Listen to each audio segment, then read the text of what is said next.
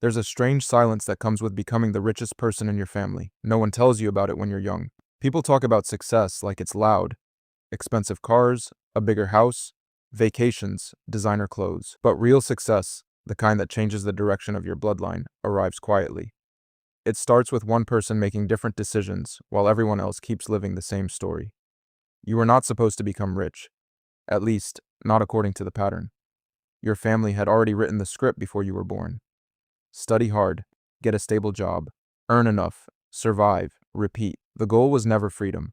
The goal was safety. Your parents taught you how to avoid losing money, not how to multiply it. They taught you to work hard, but no one taught you how money actually works. No one explained that there are people who make more in 1 month from investments than your family has made in years of labor, because no one around you knew.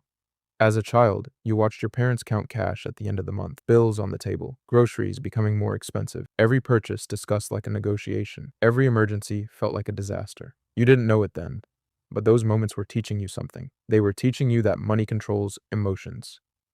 When there's not enough of it, people fight differently. They speak differently. They sleep differently. Poverty is not just the absence of money. It changes the way people think. Then one day, something small happened. You saw someone online, maybe younger than you, maybe the same age, talking about index funds, assets, compound growth, passive income. And for the first time, you realized there was another game being played, a game your family had never been invited to. You started understanding that most people spend their entire lives working for money, while a few learn how to make money work for them. That sentence changed everything. At first, nothing looked different. You still lived in the same house, same walls, same people, same routine. But your mind had already left. You started noticing things. Why do some people buy liabilities to look rich, while others quietly buy assets and become rich? Why do people celebrate salary increases but ignore inflation? Why do most adults work harder every year but somehow stay in the same place? You began to realize that being busy is not the same as moving forward. You stopped buying things you didn't need. That alone made people uncomfortable. When your friends upgraded their phones, you kept yours. When they spent weekends in cafes and malls, you stayed home learning about markets, business models, and how wealth compounds. People laughed. They called you boring, cheap, obsessed, but they didn't understand what you understood. Every unnecessary expense had a hidden cost. Not just the price you paid today, but the investment it could have become tomorrow. $100 spent once is not just $100. If invested at an average return over decades, it can become thousands. That coffee, that jacket, that impulsive shopping trip, all of it had a future price. Most people only see what money buys now. Rich people see what it could buy later. That's the difference. Wealth is often just delayed gratification, practiced for years. Your first investments felt meaningless. Small amounts, tiny numbers on a screen. You expected fireworks, but all you saw was patience. That was the hardest part. The world rewards visible effort. Go to work, get paid, sell something, earn profit. But investing asks you to trust invisible growth, to plant something and wait, to believe in a future that hasn't happened yet. Most people quit there, not because it's hard, but because it's slow. Years passed. Your income increased, but unlike before, your expenses didn't grow with it. That confused everyone. Your relatives asked why you still lived simply, why you didn't buy a luxury car, why you wore the same old clothes, why you were saving so aggressively when you could enjoy life. But they misunderstood. You were enjoying life. You were buying freedom. You were purchasing time. Every invested dollar was a worker that would one day stop you from needing a job. Then something happened that your family had never seen before. Money started arriving without labor. Dividends, returns, business income, investments appreciating while you slept. It was small at first, then it wasn't.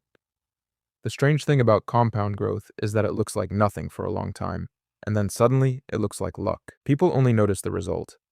They don't see the decade of invisible choices that created it. One day, you checked your account and realized something impossible. You had more money than anyone in your family had ever held.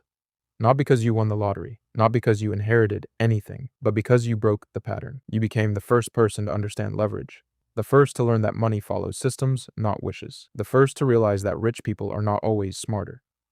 They simply learned rules that poor people were never taught. And then came the emotional part no one prepares you for, the guilt, because becoming the richest person in your family doesn't just change your bank account, it changes your role. Suddenly, people look at you differently. They expect solutions, medical bills, school fees, house repairs, financial advice. You become the emergency plan, the backup system, the person everyone silently believes will fix things. Your success stops feeling personal.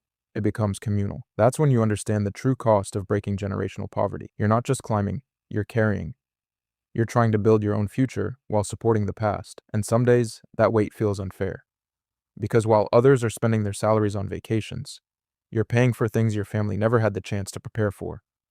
You're funding surgeries, debt payments, siblings' education, repairs, necessities.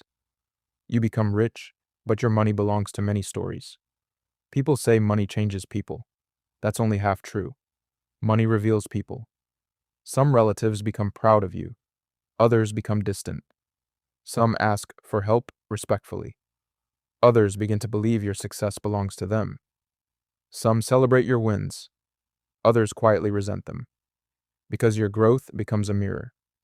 It reminds them of choices they didn't make, risks they avoided, years they lost.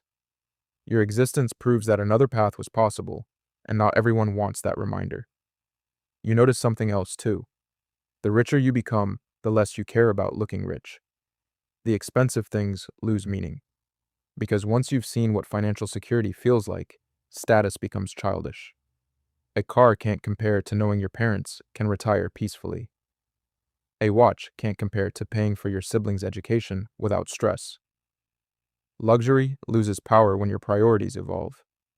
Freedom becomes the new flex. And then there's the loneliness, because success changes conversations. The things that excite you now, assets, equity, tax strategy, business scaling, mean nothing to most people around you. They still talk about salaries, promotions, buying things on sale. You think in decades, they think in weekends. No one is wrong, but the distance grows. You love them, but you're no longer walking the same road. This is the hidden side of becoming wealthy. The numbers rise, but so does responsibility. The bigger your net worth, the bigger your decisions. Bad choices no longer affect only you. They affect parents who trust you, siblings who depend on you, future children who may never know the struggle that made their life possible. Wealth turns one person's discipline into generational comfort. One day, you look at your family during dinner. The same table, same faces. But everything feels different. The stress is lower. Bills are paid. There is food without calculation. There is laughter without financial fear. Your parents age differently when they stop worrying. Their voices soften. They sleep better. They smile more.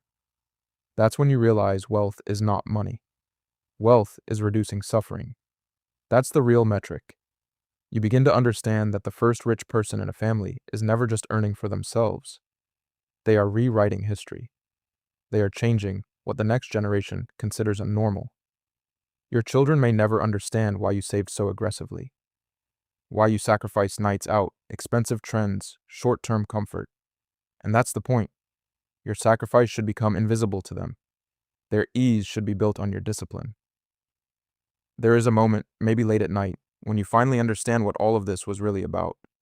It was never about becoming rich. Not really. Money was just the tool. The real goal was choice. The ability to say yes when your parents need help. The ability to leave toxic jobs. To live where you want. To buy back time. To wake up without fear. To make decisions based on values instead of bills. Most people think the richest person in a family is the one with the biggest house. But often, it's the one who changed the future. The one who taught younger cousins about investing. The one who opened accounts for their siblings. The one who stopped debt from passing to another generation. The one who showed that survival was not the only option. And maybe that becomes your greatest achievement. Not the money itself, but the proof. Proof that someone from your family could understand the game, could learn the rules, could build something bigger than a paycheck, could escape the cycle without abandoning the people inside it. Because when you become the richest person in your family, you don't just gain wealth. You inherit responsibility, silence, pressure, and perspective. You realize that success is heavier than you imagined. But you also realize something beautiful. One person can change everything. One person can interrupt decades of struggle. One person can turn inherited scarcity into inherited opportunity. That person was never supposed to be you, but it is. And years from now, no one may remember the nights you stayed in while others went out, the purchases you refused, the hours you spent learning what no one taught you. They'll just see the result, the comfortable home, the educated children, the parents who retired with dignity, the family that no longer fears emergencies. And maybe that's enough, because true wealth isn't being the richest person in your family. True wealth is being the reason the next generation doesn't have to start from zero.